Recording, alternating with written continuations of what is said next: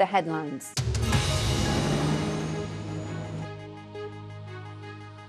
As President Zelensky returns to Ukraine, we get the latest update from the front line. For all the sophisticated weaponry and all the ammunition, this is what it comes down to in the end. Men, mud, and an enemy which is within rifle range. The US is in for the coldest Christmas in 4 decades as a major winter storm sweeps the country. The next. Heated scenes in the Scottish Parliament as controversial legislation is passed, making it easier for people to change their legal gender. And we take a journey through David Hockney's imagination as he describes his new immersive exhibition. Israel votes in the most right-wing government in the country's history and hints at controversial plans for the future. And the mystery of the missing Christmas beetle. Australian scientists launch a campaign to find it.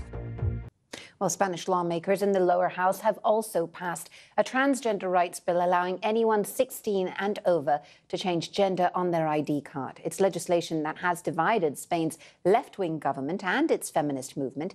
The bill now moves to the Senate, where, if left unchanged as expected, it will become law within weeks. The move will make Spain one of the world's few countries to allow transgender people to change their status with a simple declaration.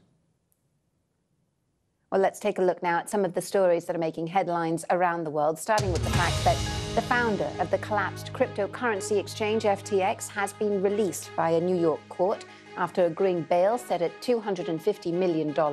Sam Bankman-Fried will also have to stay at his parents' home in California and surrender his passport while awaiting trial on fraud and money laundering charges. Mr. Bankman-Fried is accused of stealing billions of dollars from FTX to prop up another of his businesses. A Belgian court has told the Greek politician at the centre of a corruption scandal in the European Parliament that she must remain in custody for another month. Eva Kaili was stripped of her role as vice president of the Parliament over the case earlier this month. She denies accepting bribes from Qatar.